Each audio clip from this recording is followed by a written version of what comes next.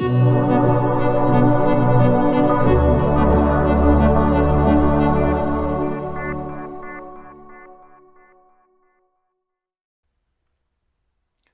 welcome.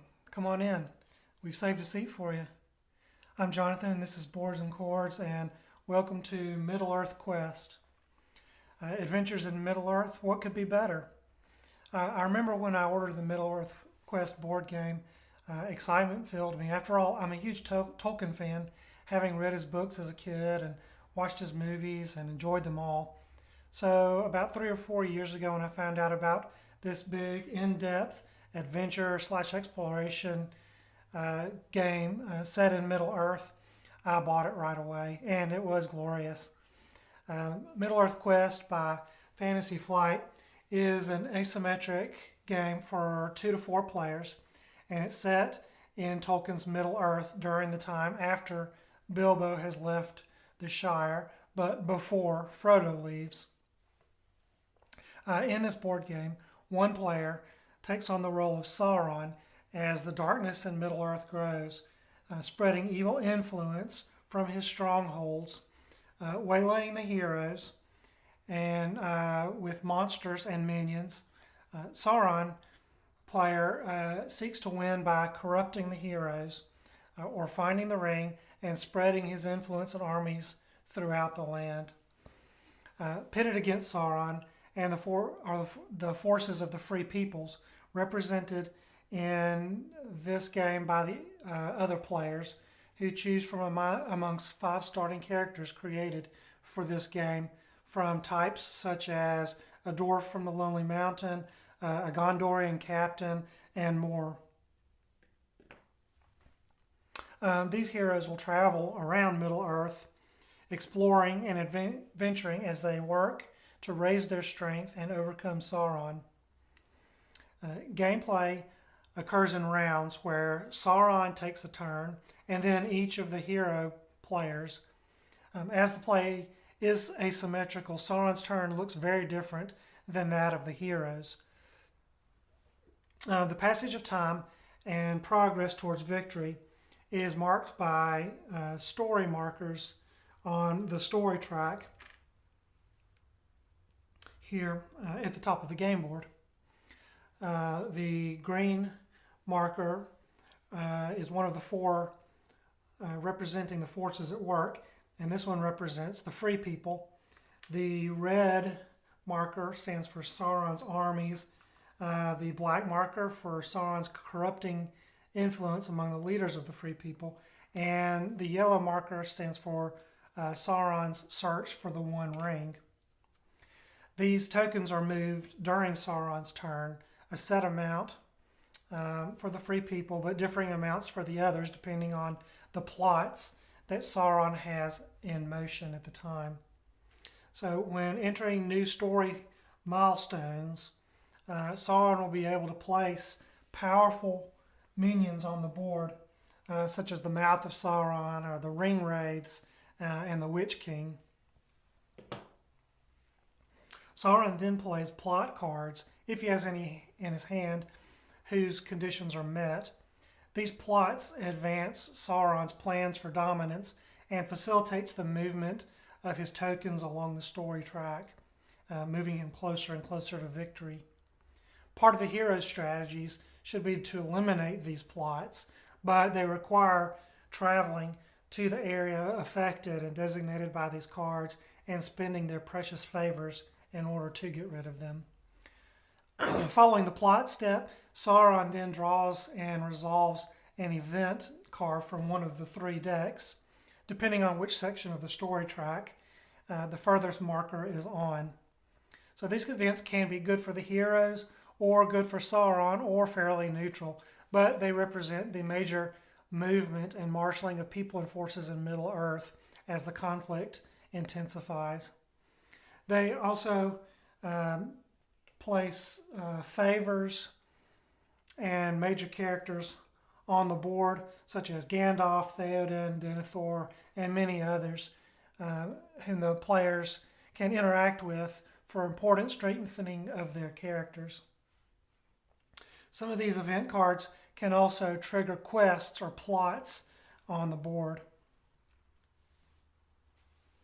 Next, Sauron moves into the action step, in which he may choose from 2 actions, or 3 if playing in a 4-player game, where he can spread influence, draw shadow and plot cards, and command monsters and minions. Spreading influence allows Sauron to place influence tokens throughout Middle-earth in strategic locations, making them more dangerous for the heroes and expanding the reach that Sauron has throughout Middle-earth, and how he can expand even more in the future. The shadow cards that the Sauron player has may be played under different circumstances to impede the heroes and give benefits to Sauron's plots and plans. And plot cards are used during the plot step, as discussed above. The monsters are represented by tokens, these tokens here, that are placed face down on locations where Sauron has influence, and they could be any number of evil creatures. Minions, which are these figures, are healed or moved during this step as well. Finally, the heroes will draw cards into their hand and will begin their turns. The player's life is represented by a deck of small cards, which also have combat abilities and icons for travel printed on them. As the hero moves or fights, cards will move from his hand to the rest pool, and will go also to his damage pool when wounded. A hero's life is expended when he has no further cards in his hand or life pool. The hero's turn begins with an optional rest step, in which they may recover their rest pool as well as their damage pool if beginning in a spot marked as a haven, such as Minas Tirith or Rivendell. While sometimes necessary, this will also cause Sauron's rearmost story track marker to move forward 1 space. So this ought not to be done too often. During the course of the game, a hero may also have accumulated corruption cards. During this step, the heroes may also discard the corruption cards along with whatever required number of favor tokens that they may have for that particular corruption. Then the hero must face a monster or minion, Sauron's choice if both are present, if there are any on the space occupied by the hero. Combat is resolved, and then if the hero is defeated, his turn ends. Combat takes place over a number of rounds in which Sauron's player and the affected hero play face down, or rather they lay down cards against one another, comparing damage, shield blocking, and card actions. The monster or hero may play cards up to his strength level, as it's indicated on their card, after which he must endure whatever the opponent has left up to their strength level. Then the hero enters the travel step and can move, if possible, by spending any more cards that may be left in his hand, either playing the number of cards indicated by the travel path on the board here, or by spending 1 with an appropriate terrain symbol printed down in the bottom right corner. These cards are then moved into the rest pool at the top of the character card, and they're unavailable to use in any other further movement or combat during this turn. If the player passes through a location which is marked as perilous or has a monster or minion on it, he must then face those challenges before moving on. And peril is determined by either an explicitly marked peril spot on the board, such as Moria, or by having more influence tokens there from Sauron than the character has in his wisdom attribute printed on his character card. Combat with monsters and minions occurs as described above, and peril is encountered by Sauron's drawing 3 cards from the peril deck and choosing one to resolve. And these can result in fights with terrible monsters like the Balrog and Moria, or the accumulation of corruptions, or other nasty things. Finally, the character may explore the location, taking favor tokens if there are any there, or consulting with any non-player character heroes present, taking either 2 favor from them or whatever unique bonus is offered by that NPC, such as an attribute increase or a special item. The actions in the travel step can be repeated as many times as the hero wishes and has movement cards to use. Finally, when the hero chooses or must stop for travel for the turn, he may draw a card from the encounter deck appropriate for his location and resolve it. Often these cards prove beneficial to the player, offering quests or opportunities to gain favor or another boon at the cost of corruptions or cards from their hands. If the encounter begins in a haven, then the card action will always be beneficial without a negative trade-off. So then the player will move to the next hero who resolves the same sequence of steps until all heroes have taken a turn. At this point, Sauron's turn begins again. The game progresses in this way until either one of the markers on the storyboard reaches the final step, or finale rather, or all 3 of Sauron's tokens reach the Shadow Falls here on this space here on the story track. This lies considerably ahead of the finale. So if the 3 tokens gets there, that ends it even faster. At this point, the final showdown of the game begins.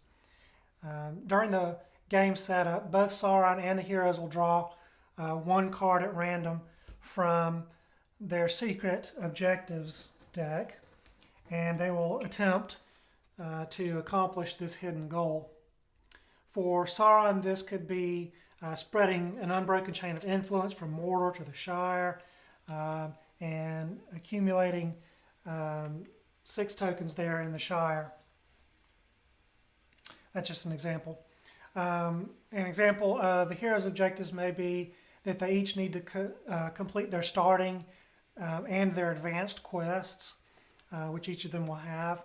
As the game finale begins, each team discloses their secret objective and demonstrates their completion of it if possible. If one side has accomplished this and not the other, then the game ends right then and there in favor of the side that has completed their goal, and they're declared the winner. However, if both sides have completed their goals, then a final showdown occurs between the champion player elected among the hero team and the ring wraiths. The winner takes all. If the hero can defeat the ring wraiths, then they win. But if they cannot manage a defeat, then Sauron takes victory. All right, as long-winded as that was, this is actually a very brief summary of the rules.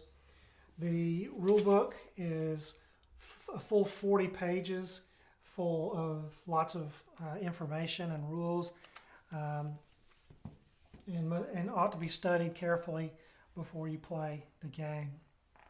So while the Middle-earth Quest is not my biggest game, that award actually goes to Duel of Ages 2.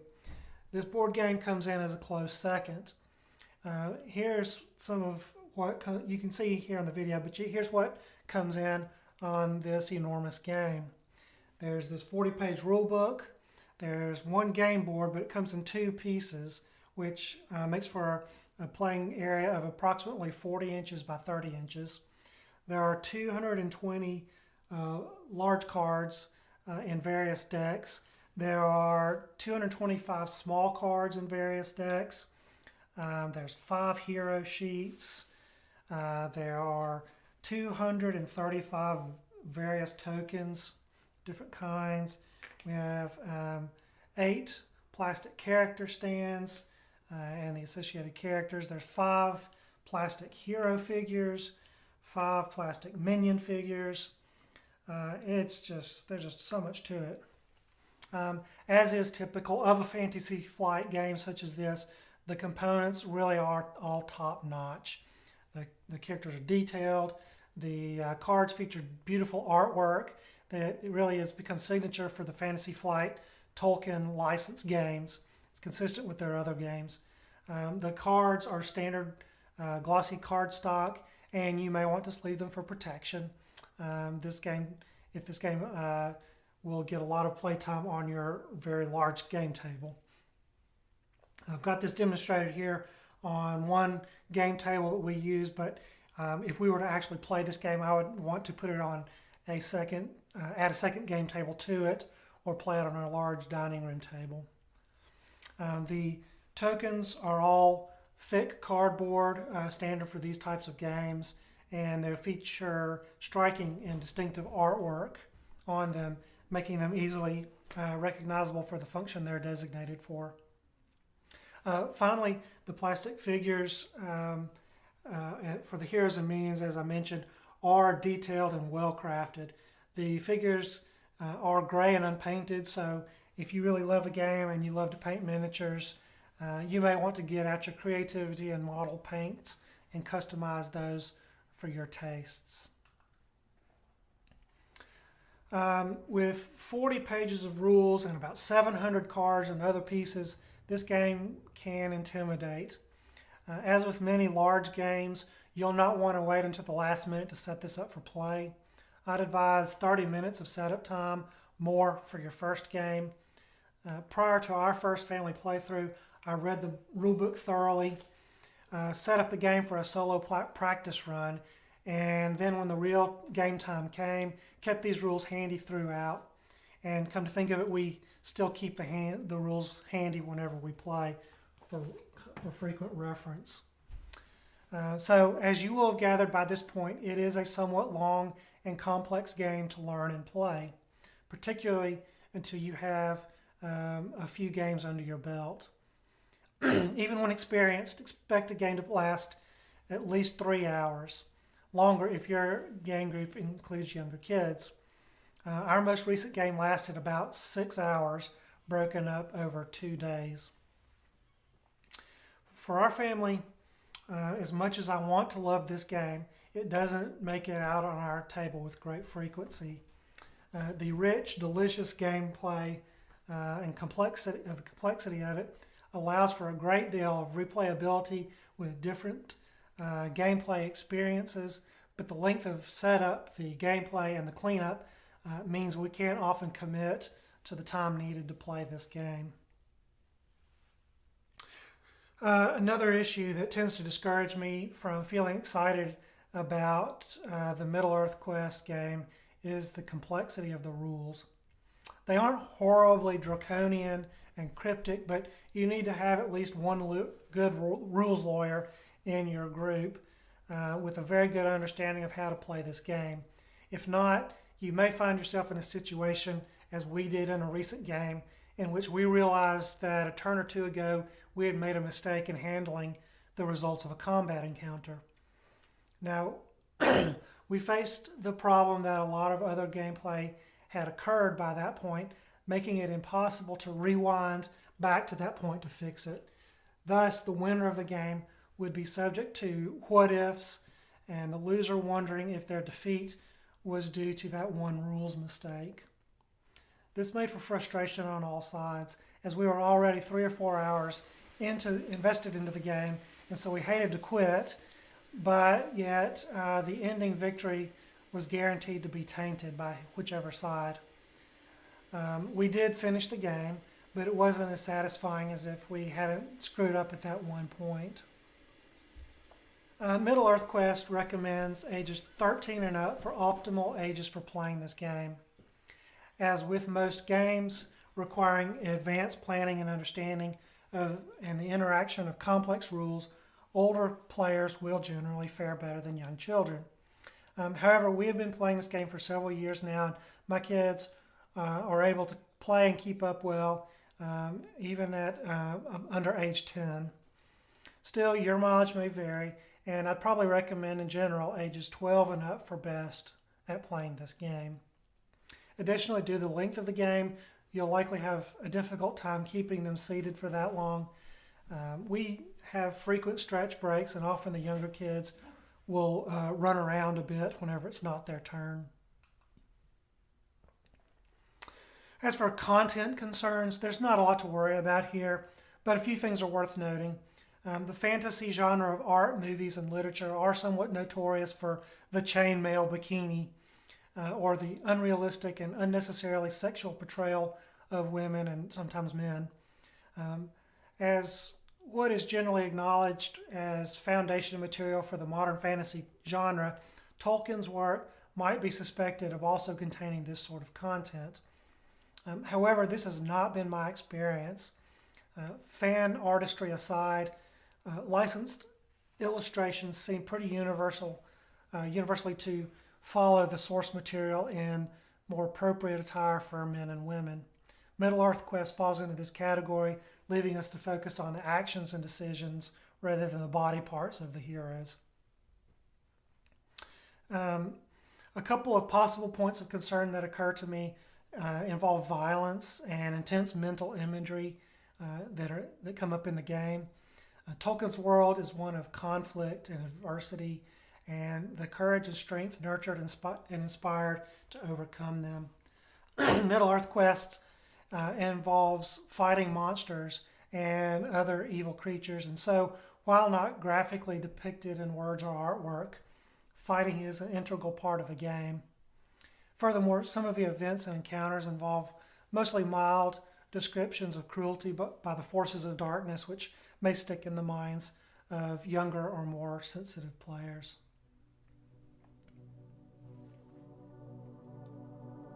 All right, so let's talk about strategies. I've got today's strategy broken into two sections. We're going to talk about a couple of strategies for the heroes and a couple of strategies for the Sauron player. As for the hero characters, I would say that you want to be careful and spend your resources wisely. First, don't spend all the cards in your hand for movement each turn in case you need it for unexpected combat. You will be at a severe disadvantage without plenty of combat cards. Secondly, don't spend all of your favor to remove the starting Sauron plots or for minor corruptions. The starter plots move the tokens very slowly, and the hero token will easily outpace them. Save instead your favor tokens to remove the major plot cards that Sauron will play as the game progresses that will move Sauron's tokens more aggressively down the story track. As for the Sauron player, the two things that come to my mind on that is, one, as Sauron, you want to try to play the plot cards that match the color of other plot cards that you have played for your best efficiency. Now, this may be different depending on what your ultimate goal is. That's your secret objective. But in general, I would say you want to focus on one color of token and move it across the timeline as fast as possible. The second thing for the Sauron player that is helpful is to fill in the shadow pool as soon as possible, so as to be able to play your best event and shadow cards. The best ones require full shadow pool points, and you can raise them rather easily during your turn. All right, well, I hope those strategy tips are helpful and will help you improve your game. So let's talk now about what I love about this game. Well, for one thing, of course, it is a Tolkien game, and so that means interacting with Tolkien's works always makes me pleased. We know that there's going to be heavy theme in this game. One of the things that Fantasy Flight is very good at handling. The Middle-earth theme is well handled in this game, and everything is works towards promoting that theme in a positive and in a great way. The rules are a little fiddly, as I mentioned, and can be tricky. But overall, I enjoy this game to play on an occasional basis. Since it takes such a large time investment, it doesn't get out as often as we would like, but it is fun to play whenever we can. The mechanics of the game are pretty fun and make for an enjoyable replayable experience. Wondering what's going to happen in the encounters. There's so much variety that can happen in the game that it makes for a very fun experience. All right, well, that is going to bring us to the end of our review today, and I hope it's been helpful for you to decide if you are interested in this game or learn and understand how to play it better. I would love to hear your comments about it if you have this game and enjoy playing it, or if you don't, what troubles you have with it, and that would help me out as well. So that's going to bring us to a close. I would love to hear from you, but until next time then, this is Jonathan saying goodbye, and come and join us again for next time. Thanks. Thanks for joining us on Boards and Chords. Connect with us on Facebook, Twitter, YouTube, or at our website at boardsandchords.com. We'll see you at the table.